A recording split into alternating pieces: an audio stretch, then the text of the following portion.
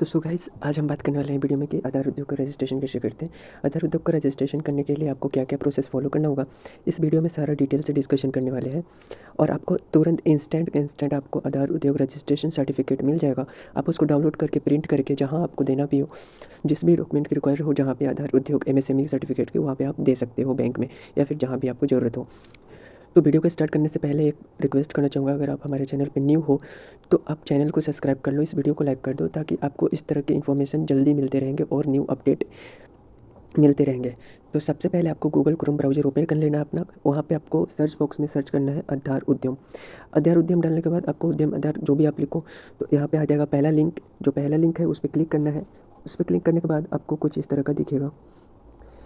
आधार उद्योग रजिस्ट्रेशन जो MSME की रजिस्ट्रेशन होती है, वो वेबसाइट कुछ इस तरह से आपको देखने के लिए मिलेगा।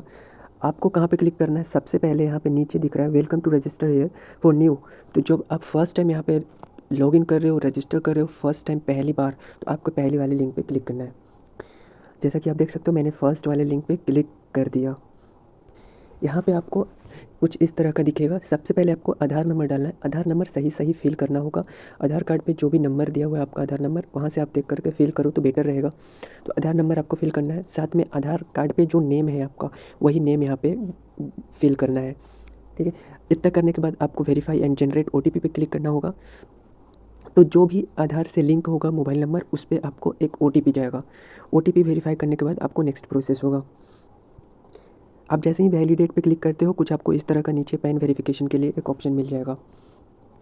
अब यहाँ से टाइप ऑफ ऑर्गेनाइजेशन आपको चूज करना है। टाइप ऑफ ऑर्गेनाइजेशन मेरा प्रोप्राइटर मैंने चूज कर लिया है।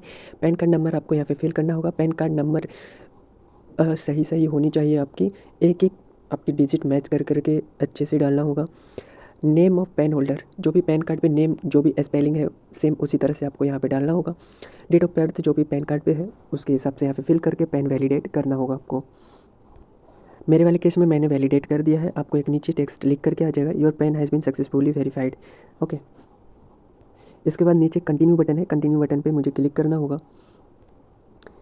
आपको यहाँ पे दिख जाएगा कि आपने ITR पिछले साल में भरा है या नहीं भरा है, वो ऑटोमेटिक यहाँ पे टिक मार्क करके आ जाएगा। जो भी आपने ITR भरा रहेगा वो आपको यहाँ पे सिलेक्ट हो जाएगा कि कौन सा टाइप ITR था, ITR 1 2 3 कौन सा था, वो आपको यहाँ पे आ जाएगा।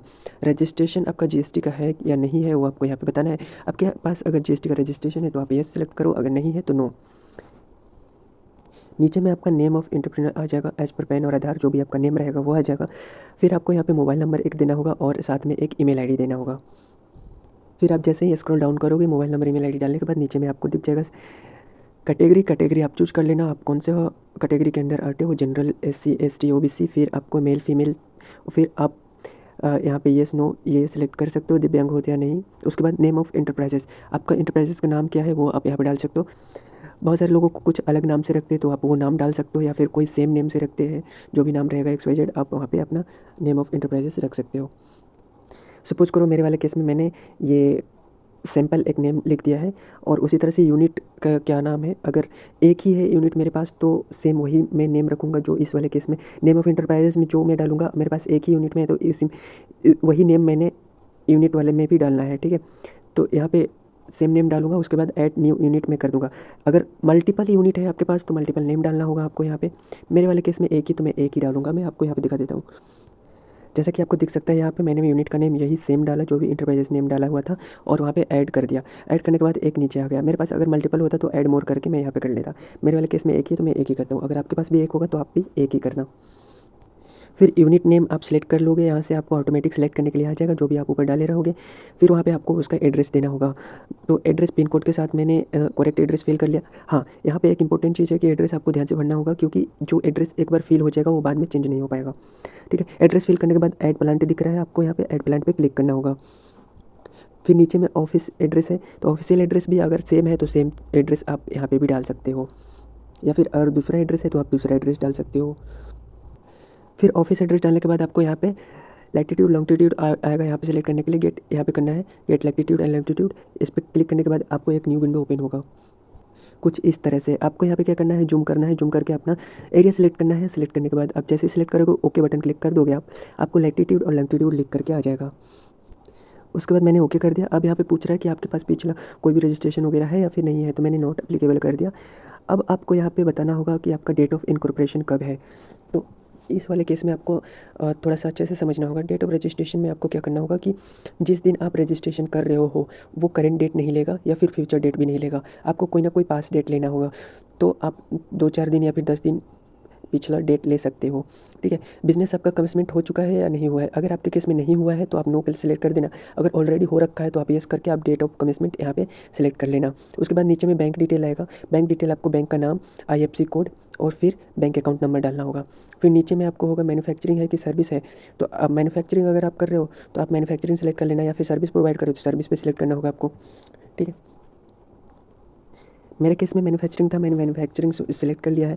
अब यहाँ पे आपको सर्च NIC कोड आएगा। तो सर्च NIC कोड आपको पता नहीं रहेगा तो नीचे में आपको ये सबसे पहले सिलेक्ट करना है, मैन्युफैक्चरिंग या फिर सर्विस ट्रेडिंग। तो मैन्युफैक्चरिंग यहाँ पे सिलेक्ट कर लोगे आप। उसके बाद आपको यहाँ पे NIC 2 डिजिट कोड आएगा। तो यहाँ पे आप जैसे ही सिलेक्ट करोगे ना आपको एक पूरा लिस्ट मिल जाएगा। उसके बाद यहाँ पे सिलेक्ट करने के बाद NIC 4 डिजिट कोड यहाँ पे भी सिलेक्ट करने के लिए मिलेगा। फिर NIC 5 डिजिट कोड ये भी मिलेगा। अभी मैं दिखा देता हूँ।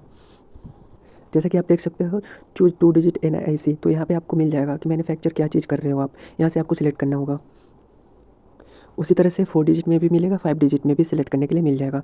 तो आपको सभी में सेलेक्ट कर लेना है। सेलेक्ट करने के बाद ऐड कर देना आपको नीचे, फिर आपको ये डिटेल लिख करके आ जाएगा कि आपने क्या सेलेक्ट किया था, ओके। फिर आपको यहाँ पे बताना होगा कि नंबर ऑफ पर्सन एम्प्लॉयड कितने हैं आपके पास। मेल एम्प्लॉयड कितना है,